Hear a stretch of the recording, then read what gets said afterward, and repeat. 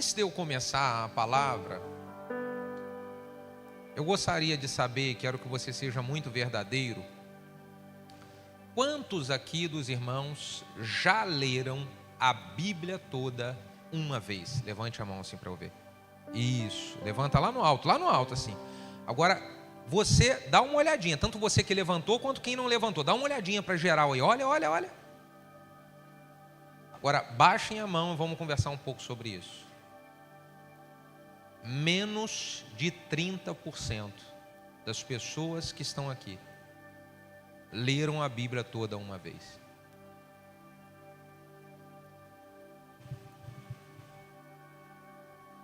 Livro do profeta Oséias diz: o meu povo, ele está sendo destruído porque falta conhecimento. Quantos anos que você é um cristão, que você serve a Deus? E tantos anos você servindo a Deus, você nunca leu a Bíblia toda? Se nós queremos viver coisas maiores, que Deus faça coisas maiores na nossa vida, nós vamos precisar de fazer coisas maiores também. E se fazer coisas maiores é orar mais do que eu orava, me comprometer mais de ler a Bíblia do que eu estava comprometido há outros anos. Eu estou fazendo um plano de leitura bíblica. Bota a imagem na tela para mim, por favor. Um plano de leitura bíblica anual. E sabe o que é gostoso desse plano de leitura bíblica que eu estou fazendo? É que esse plano, você não lê a Bíblia de maneira cronológica, direto, Gênesis, Êxodo, Levítico, Número, Deuteronômio, não. Você lê um pedacinho de Gênesis, aí um pedacinho lá no Novo Testamento, nos Evangelhos, depois um pedacinho em Salmos, e tudo coisa que uma vai completando a outra. É maravilhoso. Cadê o Mateus Costa? Mateus Costa está aqui? Tá aqui, Mateus Costa, está lá atrás, lá. Um jovem, 18 anos fez agora. Esse menino, eu estou, assim, muita fé nele. Ele falou para mim: pastor, eu li a Bíblia toda em 2023, em menos de um ano, e acho que foram 26 livros, outros livros que ele leu. Falei, esse menino vai longe. Ler a Bíblia toda e ainda fazer a leitura de outros livros e devocional, fazer devocional, isso já dá um sinal de como vai ser o futuro desse jovem. Agora vamos pensar aqui, irmãos, para eu ler a Bíblia toda, se eu estou junto com outros irmãos, nós conseguimos fazer isso. Você vai entrar num grupo do WhatsApp e ali nesse grupo eu mando para você um PDF de quais são os textos que você vai ler. É só você entrar. Esse grupo não tem ali bom dia, bichinho, nada disso. É só eu que passo lá para falar com você e te dar, a leitura é essa. Tem uma orientação aqui da oração das 5. Aí você vai ali também receber a informação da oração das 5 horas da manhã, que todo dia tem uma galera, cada semana passa o número de pessoas, aumenta o número de pessoas orando comigo 5 horas da manhã, a cada dia aumenta. E aí, meu irmão, eu não tenho dúvida de que você vai viver coisas maiores. Vamos ler a Bíblia junto? Amém ou não amém? Coloque o alvo: esse ano eu vou ler a Bíblia toda, esse ano eu vou ler. Vamos então, já que estamos falando da Bíblia, vamos para o texto da Bíblia, da palavra de Deus. Evangelho de João, capítulo 14, versículo 12. João 14, verso 12, diz assim: na verdade, eu vos digo, que aquele que crê em mim também fará as obras que eu faço, e as fará maiores do que essas, porque eu vou para o meu Pai. E tudo quando pedirdes em meu nome, eu farei, para que o Pai seja glorificado no Filho. E se pedirdes alguma coisa em meu nome, eu farei. Se pedirdes alguma coisa em meu nome, eu farei. Coloque a mão no coração, feche os olhos e vamos orar mais uma vez. Pai, nós consagramos esse momento a Ti, é o momento da Sua palavra. E nós honramos ao Senhor e honramos a Sua palavra. Por isso pedimos, fala conosco. e usa a minha vida para que eu seja um canal, um instrumento em tuas mãos a transmitir a sua palavra. Que o teu nome, Jesus, somente o seu nome seja glorificado aqui nesse lugar. Se você concorda com essa oração, diga amém. Aproveita o embalo e diga glória a Deus. Bom, irmãos, o próprio Jesus está falando para os seus discípulos que eles iriam realizar obras maiores. Foi uma palavra do próprio Jesus, e essa palavra que Jesus liberou para os seus discípulos é a mesma palavra que ele liberou para a nossa igreja, para esse ano. E eu acredito tanto nessa palavra que eu vou dormir pensando nisso e acordando nisso. Mas eu quero dizer para você que é importante entendermos o que são essas coisas maiores, para nós não chegarmos ao final do ano frustrados, nada aconteceu. Eu preciso entender o que são as coisas maiores que Jesus está falando. Jesus está falando para os seus discípulos: olha, vocês, se acreditarem em mim, vão fazer as obras que eu faço, e ainda farão essas obras maiores. Para entender quais são essas coisas maiores, vamos avaliar o que Jesus fez. O que foi que Jesus fez? Bom, se olharmos Jesus, ele levou a mensagem de salvação para as pessoas. As pessoas que passavam próximo a Jesus, elas recebiam a palavra de salvação. E nós, irmãos, estamos aqui nessa terra, mas o que nós estamos passando aqui é passageiro. Fazer coisas maiores é eu usar as minhas redes sociais, é usar os meus meios de influência e fazer com que mais pessoas recebam a mensagem de salvação. Eu posso fazer isso mais do que Jesus fez na época. Se nós olharmos o que Jesus fez, ele levou restauração para dentro das famílias. O primeiro milagre que Jesus ele realiza foi em uma festa de casamento onde o vinho acaba. E esse primeiro milagre que Jesus realiza numa festa de casamento é para mostrar o quanto Deus se importa com as famílias, o quanto Deus se importa com o casamento. Fazer coisas maiores é eu ser uma bênção para casamentos que estão sendo destruídos. Se você observar na sua volta, lá no meio do seu trabalho, existem casamentos que estão indo cada vez mais para o buraco, e tem um monte de gente que está prestes a divorciar. Na sua família, se você olhar na sua família, existem situações muito complicadas que estão acontecendo, traição, adultério, e você está no meio disso, para realizar coisas maiores do que o que Jesus realizou. Talvez essas coisas maiores, elas precisam acontecer primeiro na sua própria casa, porque é com você que está acontecendo uma situação perigosa, e você está quase divorciando. O adultério está batendo na porta da sua casa, e é com você que precisa acontecer essa mudança. Então o Senhor, Ele trouxe você aqui para você experimentar coisas maiores na sua vida, e depois testemunhado o que Ele fez na sua vida para você salvar a vida de outros. Quais foram as coisas maiores, as coisas que Jesus fez, que os discípulos realizaram coisas maiores? Jesus curou enfermos. Quantas pessoas que estão enfermas no corpo, enfermas na alma? Olha a humanidade hoje doente, irmãos. Doente emocionalmente, as pessoas estão abaladas emocionalmente, enfermas na alma. E nós podemos ser um instrumento de Deus para curar as pessoas que estão enfermas na alma e ajudar essas pessoas a receberem cura no físico também. Fazer as coisas maiores é nós permitirmos Deus nos usar para isso, é sermos um canal para isso. Jesus operou o milagre da multiplicação de pães e peixes para alimentar uma multidão faminta.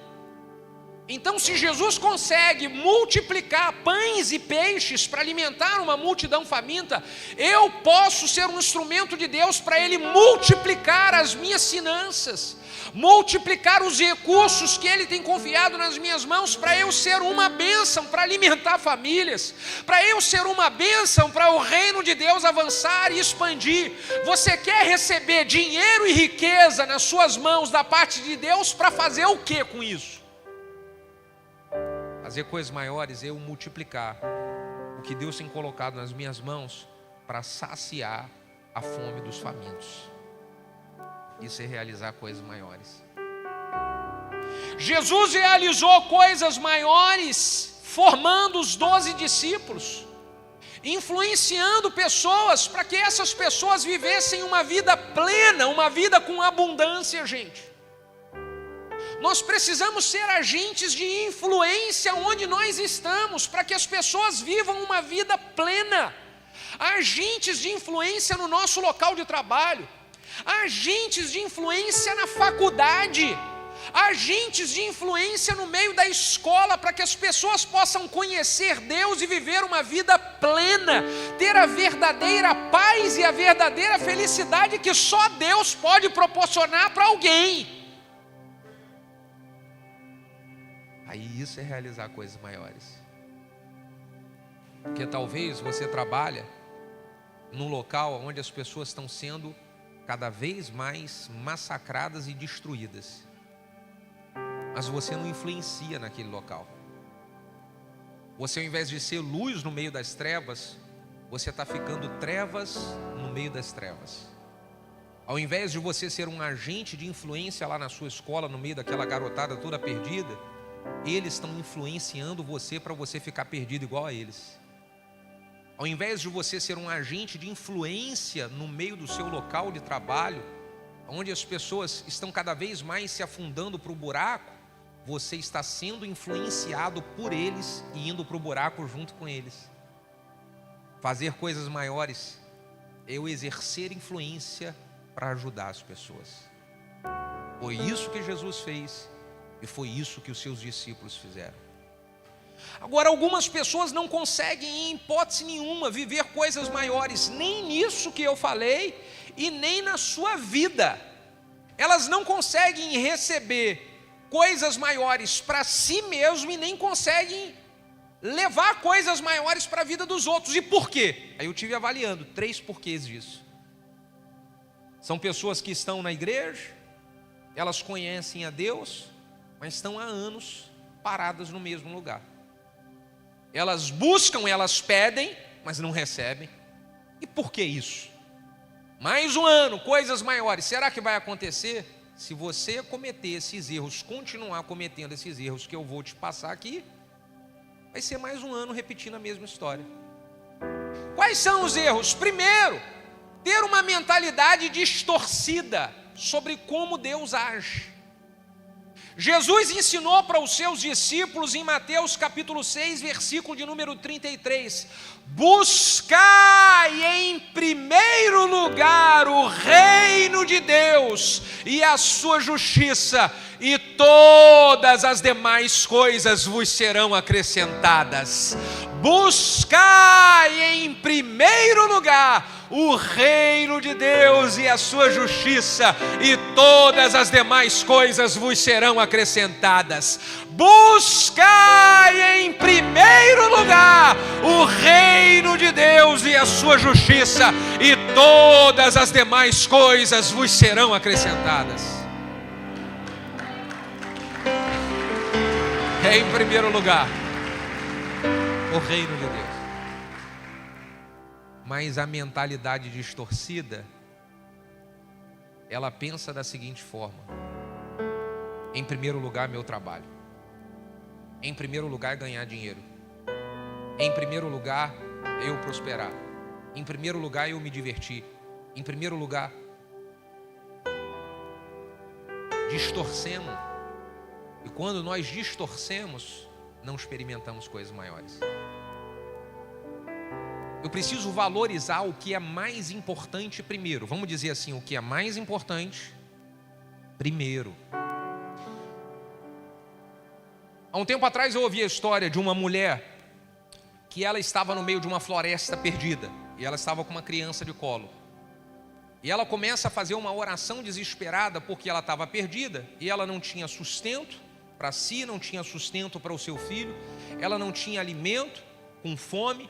E ela começa a clamar a Deus no meio da floresta: Deus, por favor, me socorre, Deus, me ajuda, eu preciso de alimentar o meu filho, eu preciso de construir um futuro para mim, eu não tenho casa para morar, eu não tenho alimento para sustentar, Deus, me ajuda. E de repente, no meio do caminho, ela escuta uma voz de Deus: eu vou te ajudar. Como que o Senhor vai me ajudar? E aí Deus fala: mais um pouco à frente, você vai ver uma caverna. Entre naquela caverna. E ali naquela caverna tem tudo de precioso que você precisa: ouro, diamante, pedras preciosas, tudo. Você pode pegar tudo que você conseguir. Só que você tem 5 minutos. Pegue de tudo, mas não esqueça do principal. Então ela vai desesperada para aquela caverna. E quando ela olha, de fato, tinha pedras preciosas aqui em cima, ouro, tudo que é barra de ouro e diamante. E ela começa a pegar e ela coloca na roupa. E para ela colocar, ela coloca aqui a criança do lado. E ela começa a colocar tudo que podia aqui. E o tempo vai passando 3 minutos. E ela vai colocando mais 4 minutos. E quando dá 4 minutos e 30, ela fala: dá para eu pegar mais 2 diamantes. E ela corre, pega mais 2 diamantes, bota na boca. E ela sai da caverna. E quando ela sai da caverna, a caverna fechou. E ela fica feliz da vida porque ela começa a pensar aquilo tudo na sua mão. E ela começa a pensar: agora eu posso construir a minha mansão. E ela começa a pensar: agora quando eu chegar na cidade eu vou comprar o carro dos sonhos. E eu vou fazer a viagem. E ela começa a olhar aquilo tudo e ela fica maravilhada. E ela fala: e agora o meu filho? Ela esqueceu o principal dentro da caverna, que nunca mais se abriu. Sabe o que acontece? Muitas pessoas estão buscando dinheiro, fama, riquezas, estão se esquecendo do principal. É em primeiro lugar o reino de Deus. Em primeiro lugar o reino de Deus, e depois todas as coisas serão acrescentadas. Não esteja distorcendo a ordem. Não inverta a ordem. A segunda coisa que eu vejo: as pessoas não experimentam coisas maiores porque elas se acomodaram, por acomodação. Anos e anos vivendo a mesma coisa e acomodado, se acostumou a viver com isso.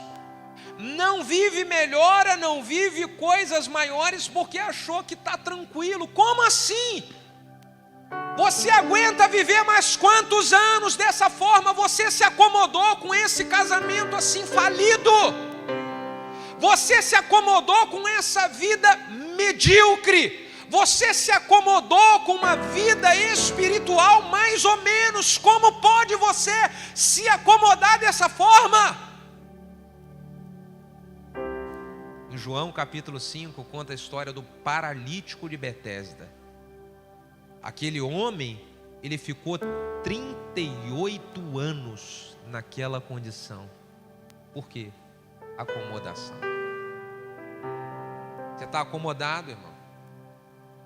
Dá para viver mais um ano? 2024 você vai deixar se repetir a história que se repetiu nos últimos anos da sua vida?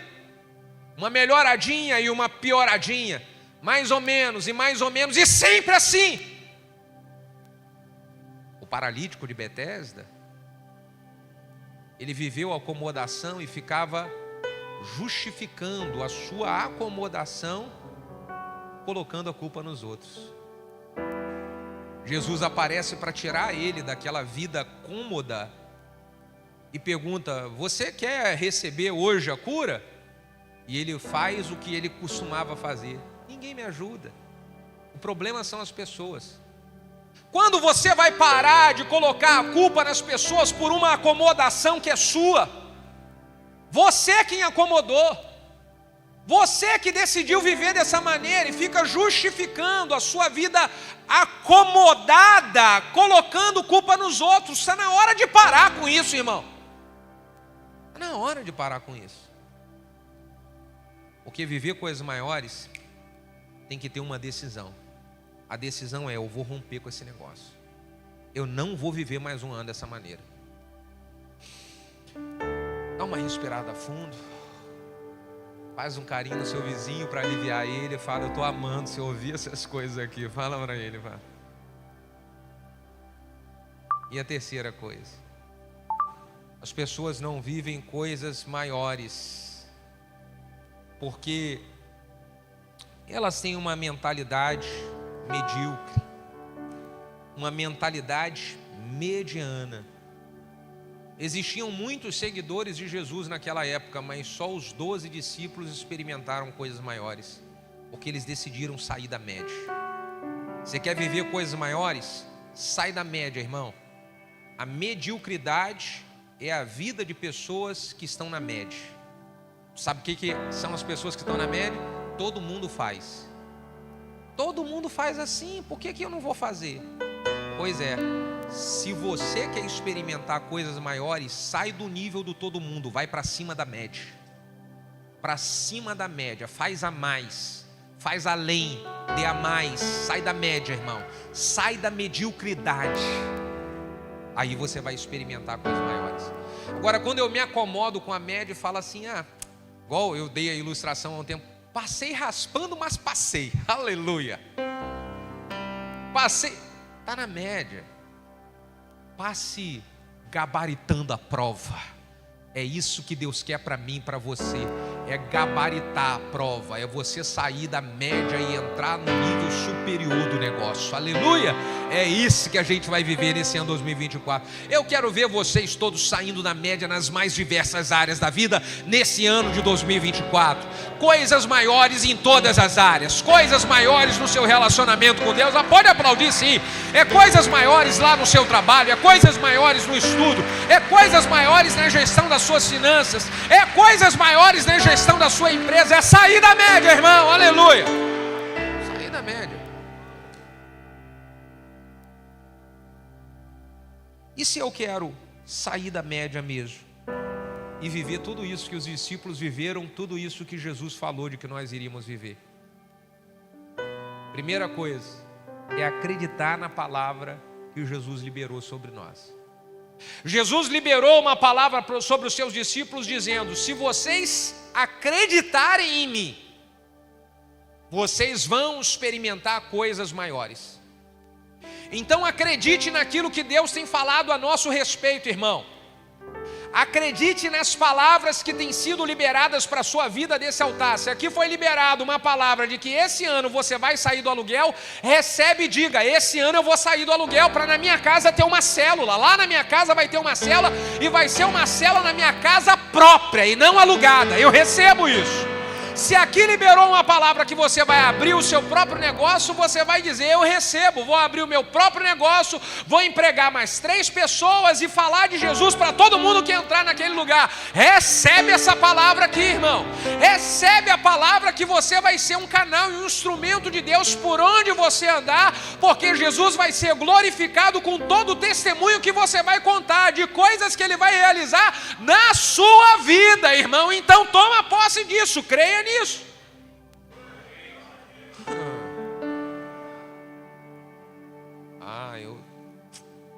Eu creio nas palavras liberadas, irmão.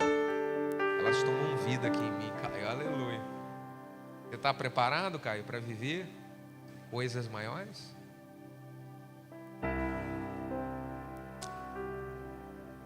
Para eu experimentar e viver essas coisas maiores, eu preciso aprender a pedir. Por que muitos pedem e não recebem? Porque não sabem pedir. Pastor, e como que é a maneira certa de pedir? Jesus disse aqui, olha, vocês vão pedir, ao versículo 13, tudo quanto pedires em meu nome eu farei, para que o Pai seja glorificado no Filho. Se pedirdes alguma coisa em meu nome, eu o farei. Então eu preciso orar pedindo da maneira certa. E como que eu oro pedindo da maneira certa? Seja específico no seu pedido para Deus. Não seja genérico no seu pedido para Deus, mas seja específico, porque muitas pessoas não têm os seus pedidos atendidos, porque você não é específico. Eu vou dar um exemplo. Mesmo exemplo que eu dei no culto da manhã. A esposa está orando pelo seu marido, e ela está com problema no relacionamento, em casa, brigando toda hora com o marido. E aí, a oração que ela faz: ah, Deus, eu quero que o meu marido melhore, eu quero que o meu marido melhore. Olha só aqui, eu quero que o meu marido melhore. É uma oração que é muito genérica. Você pode orar e pedir para Deus o que você quer que ele melhore, minha irmã. Seja específica. Exemplo: ah, Senhor, eu quero que o meu marido melhore para que ele me elogie mais, Senhor, porque ele não me faz nenhum elogio. Aí a dica para os maridos, aí as mulheres, é para dar glória a Deus agora, hein? Ele não faz um elogio. Senhor, faz ele me reconhecer e me elogiar.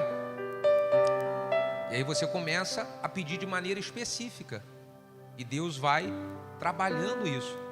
Agora, quando você pede um monte de coisa, o que você quer? Eu quero que o meu marido, Senhor, me elogie, que ele libere o cartão de crédito para mim, Senhor, liberado.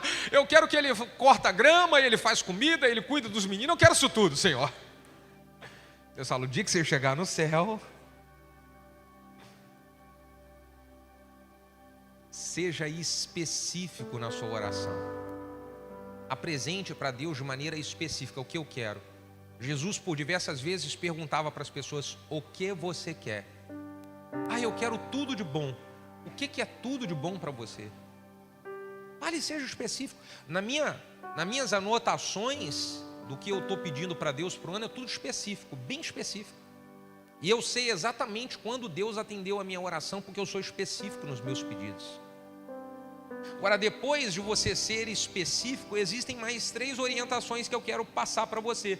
Você fez o seu pedido, a sua oração de maneira bem específica. Agora o segundo passo é: faça a sua parte. Pediu para Deus? Agora Deus quer você se movimentando em direção àquilo que você pediu, porque Ele vai fazer o milagre naquilo que nós não conseguimos fazer no natural. Quantos entendem o que eu estou falando? Faça a sua parte. Você pediu para Deus? Agora eu vou fazer a minha parte.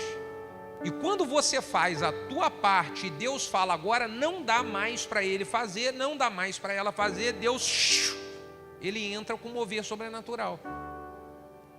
Depois que você pediu para Deus e fez a sua parte, terceira dica, e essa daqui é de ouro, é bônus. Quem quer ouvir ela? Aleluia. No próximo domingo você vem que eu te conto no culto. Se eu quero pedir da maneira certa, depois de fazer o pedido de maneira específica e fazer a minha parte, agora eu vou só agradecer. Mesmo que eu não recebi, pastor, só agradece. Cutuca o vizinho e diga: só agradece, irmão, só agradece. Mas eu nem recebi nada ainda. Só agradece, segredo. Exemplo que eu vou dar para você entender melhor. Quantos aqui são pais de meninos abaixo de 10 anos de idade? Levante a mão para ver. Aí os meninos e as meninas abaixo de 10 anos de idade falam mais ou menos assim: pai, compra um sorvete para mim. Aí, você tem isso daí? Pai, compra isso para mim. Hoje estão pedindo, né? E aí o pai fala: tá bom, meu filho, eu vou comprar. E aí o menino fica toda hora: pai, compra um sorvete para mim, pai, por favor, pai. E eu já disse que eu vou comprar, menino. Ah, pai, compra, pai, eu quero agora. Menino, eu já falei que eu vou comprar. Pai, por favor, pai, compra. O pai fala bem assim: eu não vou dar mais nada, você fica quieto, senão você não vai receber mais nada. Quem é que fala assim? Você entendeu? Às vezes a gente está igual o menino para Deus: me dá, pai, me dá. E Deus fala: calma que eu vou dar.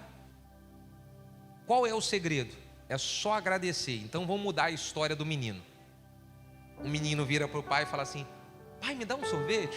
E aí o pai fala: vou dar, meu filho. Aí o menino fala para o pai: muito obrigado, papai, eu estou tão feliz que você vai me dar um sorvete. E ele anda mais um pouquinho e fala: papai, obrigado, tá? Eu te amo tanto. muito obrigado pelo sorvete que você vai me dar. E ele anda mais um pouquinho e ele fala: papai, o senhor é o pai mais lindo do mundo. Como eu estou feliz que você vai me dar um sorvete. E o pai nem queria dar mais nada, queria disfarçar. Ele fala assim: esse menino está assim, vou dar o sorvete para você, ainda vou dar o melhor sorvete de todos, aleluia. Só agradece, irmão, só agradece, que é o segredo. Só agradece. Tem gente que não recebe de Deus porque ao mesmo tempo que pede, murmura. Você pede e reclama. Segredo: pede e agradece. Aleluia. Se eu quero experimentar coisas maiores, eu preciso valorizar o começo das coisas, as pequenas coisas. As coisas maiores começam com as coisas menores. Você já ouviu por diversas vezes se falar que o que nasce grande é monstro, filho de gigante. As coisas maiores começam com as coisas menores e você precisa valorizar as coisas menores. Lá no livro do profeta Zacarias diz que nós não devemos desprezar o início das coisas, as pequenas coisas.